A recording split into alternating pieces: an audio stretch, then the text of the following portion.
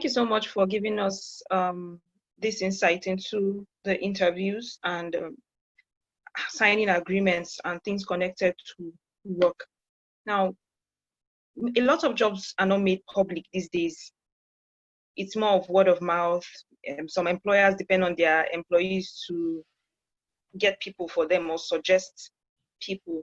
So what courses, as maybe online courses or physical courses, certifications, internships, or volunteering opportunities do you recommend for teenagers or young people aspiring to be engineers or metallurgical engineers during and after their schooling? What kinds of these things should they, what would you recommend for them? So first, yes, it may be true that a lot of jobs are not made public, but indeed there's some opportunities that are made public that we need to go for. So young people need to go for those opportunities. How would they be able to know about these things if they don't read the right sort of media? So I would say that a lot of opportunities are in the print media that's still out there. Of course, a lot of young people use social media. Some of the older companies prefer to use print media to circulate their job opportunities. So I would say that as a young person, try to get a mix of things that you read.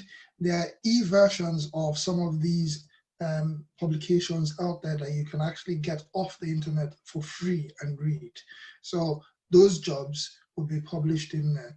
Regarding certifications, internships, or volunteering opportunities, there are these opportunities that are also put up by companies, but sometimes you have to go directly onto their websites to be able to find out that these opportunities exist.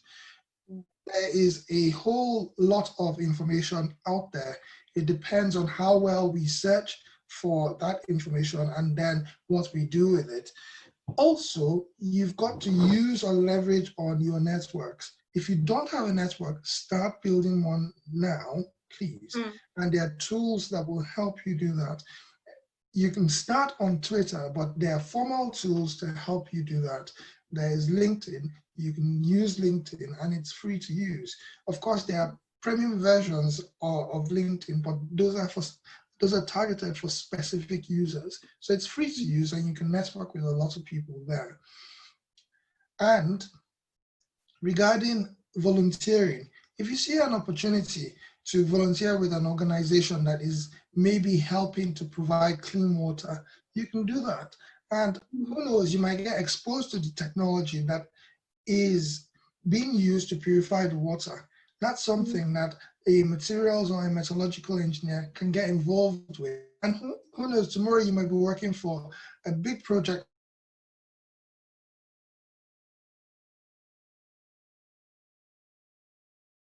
Whatever opportunities out there, try to go for it, understand what it can do for you and what you can bring to it, and then give it your best. As people, and particularly as young people, the young people need to get out there and then find out what information is relevant to some volunteering opportunities that may be available. You may be working for a big water project or some healthcare project or some engineering project, the core engineering project.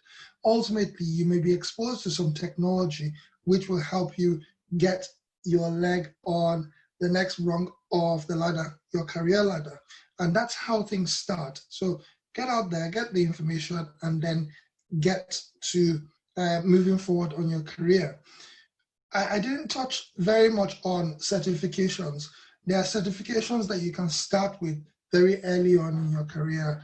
There are things like cathodic protection if you're interested in becoming a materials engineer or corrosion engineer.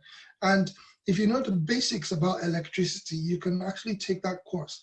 It's a course that's online and NACE offers it. There are courses on coatings. We spray cars every day, but how do you know how to select the right type of coating? Yeah, you can start a business that just deals with that. So there's some of these things that are already there available for us, for young people at the very fingertips. there are welding internships, there are big projects happening in the country right now that need people to either be welders or welding engineers.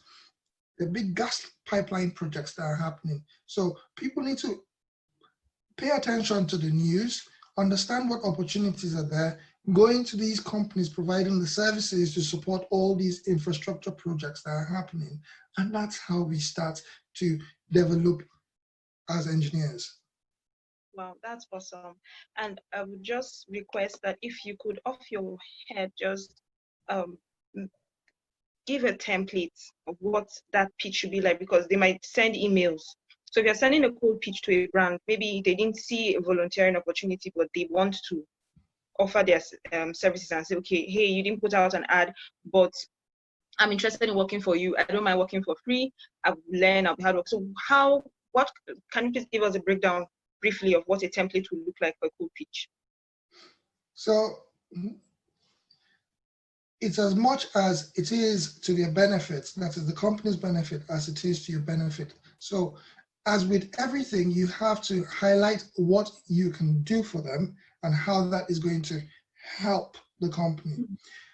And you can then highlight, or you can talk about what you can bring to that particular project, all right? And that, in a sense, talks about you and what you can do and the kind of person you are. So once you do that, you have those three basic bits. If you bring in some of the experience that you have, some of the competencies that you have, how you've worked in teams, how you've networked with others, how you've solved problems, and have examples in there of what you've really done, that begins to paint a picture. So you're no longer a cold caller, you're just a face that they haven't met. And that's how you encourage people to meet you. Wow, that's powerful. That's spot on. Thank you so much. Thank you. So you spoke about certifications and online opportunities for these courses, but what would you say about scholarships? How can you mentioned that you got a scholarship and that introduced a turn in your career.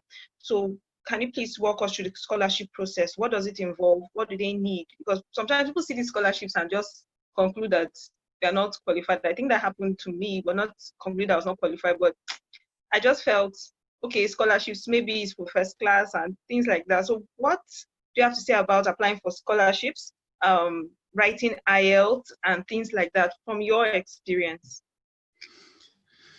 Well, I didn't have to write things like, or exams like IELTS, but I know people who have. And applying for scholarships, I would say put your best foot forward, because when you're sending in an application for a scholarship, you're essentially saying, if you give me this funding, this is what I can do. So it depends on the format the application comes in. If it's a scholarship for a fresh graduate, usually they may want to subject you to an exam, so you have to probably brush up on the stuff that you studied in school. I certainly had to do that because I had to take an exam, and what it was that essentially they talked about all the stuff that I really loved, so I had fun writing the exam, and everybody else was wondering why you're having so much fun, but I enjoyed it. All right, so you got to enjoy what you're doing, and then you find that it may help you in that sort of exam. The other thing about scholarships is that they're not going to come to you. You've got to go looking for them. You've got to research them and then see what's out there and see what they cover. Some scholarships could be, or could provide you part funding, and you may need to shore that up with some of your own money or some money you will get from working. Some will give you full scholarships and a stipend to go with. And that's kind of the best life, if you like. The essential thing is that you should know that that scholarship is not necessarily free. Try to pay it back in kind by putting back into society. That is what I would say about scholarships. And the examinations that you would need, so say SATs, IELTS, study for them. Ask people who have taken these exams what the experience is, what are the tips that you need to know, because it's all about the score. it's not about really testing the fundamentals. In a sense it is, but it's all about the score. If you get a great score, it improves your chances of getting into that school you want to get into, or it improves your chances of getting a scholarship if a scholarship is tied to that. So I would say that increase your success chances, or your chances of success. That's so much value in a short time. Talking about chances, what is the place of real work experience and how can they get it? I know you talked about the volunteering opportunities, internships and things like that, but how important is real work experience in the career path of an engineer, and how can they get it? And just mention a few other things that you think about this. I think that's a great question. And real work experience is something that cannot be substituted in engineering, because that is how you get to state that you've actually solved a problem. Now, it may be that your experience may be on something really small, but you have to build on that. How you build on that is by demonstrating a willingness to learn, and by being able to tie those fundamentals, which I spoke about very early on, to solving a problem. So if you show that, and then you show a clarity of purpose, and you can communicate really clearly, that's going to help you build your experience. The other thing, which is quite key, is that you should be able to identify opportunities, however small they may be, and then say that you want to be, or you're interested in them, you want to be involved in them, and then you can start in that sense to build your career. Because if you've done one thing right, more doors will open. Yeah, that's true. That's true. And that's really a powerful point. You know, you talked about doing one thing right. If you do one thing right, other doors open. Now, this reminds me of your project, because you mentioned that it was something you put in extra effort into and extra thought into, and that stood out for you and helped you get on the publications and research track pretty fast. So what will you say to students? How should they think about their research projects? I remember you saying that there were limited resources in terms of the things you wanted to work with, but you made do with what you had. So what will you say to a 400 level student or a 200 level student who is thinking about what research topic to take? What should they consider? How do they go about it? I think that understanding the concepts that you are taught at university or in higher learning is very key to then going on to deliver a very well-rounded project. How this started for me was a single conversation I had in class, and someone asked a question and the lecturer answered saying, right, if we do this, then we can have a certain material that will work in a certain way. And I said, okay, so if I change that, what happens? So I started with that idea and it stuck with me for months. And then I said, I'm not just going to think about this, I'm going to certainly do something about it. So I started looking in the books I had, and then I started looking at materials online, and be it as it may that the internet was really poor back in the day, I stuck with it, and eventually I found some guys in Michigan who had done some work and written some papers in a certain area that was not quite connected to mine, but it gave me some ideas. So that's taking other research that's not necessarily related to yours and then seeing how it applies to yours, and then you do what you can get from your environment. So I had to travel to places I had never been to before to get some of the materials that I needed to use. So first off, I had to identify what materials I needed. Next, I had to identify where to get them. And then I had to use my communication skills to write to those people. I'd never met them. And I just wrote letters to them, emails to them saying, please, I'm working on this great idea. This is what it stands to do. I am going to mention you as a contributor to this project. Can I get some of your material? And I was just a 19-year-old at the time who thought that everything was possible. But the thing is, a lot of people out there don't think that anyone's going to respond to any of their ideas these days. Even back then, a lot of people didn't respond to other people's ideas. But what was fascinating was when I went to those companies, they looked at me and they said, first of all, we didn't actually expect that you would be interested in using any of our stuff. We've not had people write to us and say, can you help us? And certainly nobody said that they wanted to mention our company on their research. So that got me in the door and I got what I needed. And eventually, I then got to go to a huge research center, which I had never been to before. But I just looked them up and I found that they could do the work that I needed. And that was one of the things that I started picking up in terms of research, finding things for myself. When I got to the research center, I did quite a lot of work myself. I didn't have to just pay people to do it for me because I wanted to have the hands-on experience and then apply the fundamental learning to that process. So what I did was I got different materials together to cast an alloy, and then I fundamentally changed the behavior of the material. So I talked about physical metallurgy and mechanical metallurgy, and I did that in that project. And then I created an alloy that was very different from its original constituents. And then I subjected it to further treatment to see what it could be used for.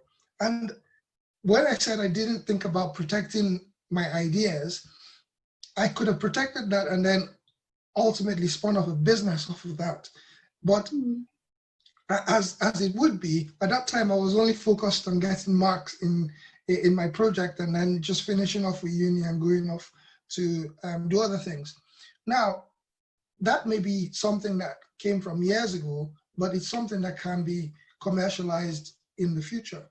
And of course, I'm already protecting that idea because now I know what needs to be done. So in a nutshell, what I'm saying is that if you've got a project, think about it, discuss it with people who have clarity in terms of thinking in engineering, and then simplify the process for yourself. Start identifying what you need and then go for it. Just go for it and you will get results.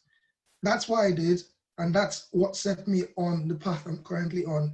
And it's going to, I think, generate more opportunities as I go down my career path. Yes, it will. Thank you so much. I can't begin to imagine the degree of impact that these aspects of our discussion will have on those who maybe see the research project as boring, because you've touched on so many things that make someone think about the value of your research, and not just in terms of the grade, but the experience for you and the business value of what you're working on also. So in your opinion, you touched on different types of metallurgical engineering, and we know that technology is changing a lot of things world over. So what will change in a few years in your industry, and how can teenagers prepare for it? How can young people prepare for these shifts? Thank you. So there are a lot of things that are changing. When I was a lot younger, we were talking about silicon chip technology, and we're talking about welding and joining materials. Now we're just talking about making a single component and making it smaller and better from additive manufacturing. That's a change that's happened in a short time. Now we're talking about harvesting solar power and harnessing it. So back in the day, we talked about solar cells that were silicon based. Now we're moving to a different type of solar cell, and we're looking at how that will be protected from degradation over time. And so those are some of the things that are changing in the aspect or that my area of engineering, and these are things that have or hold great promise. And are of interest to huge industries the world over. So these are things that people can start getting their fingers into and start understanding. Young people can generate very great ideas because they're fearless. They have the ability to stretch their minds.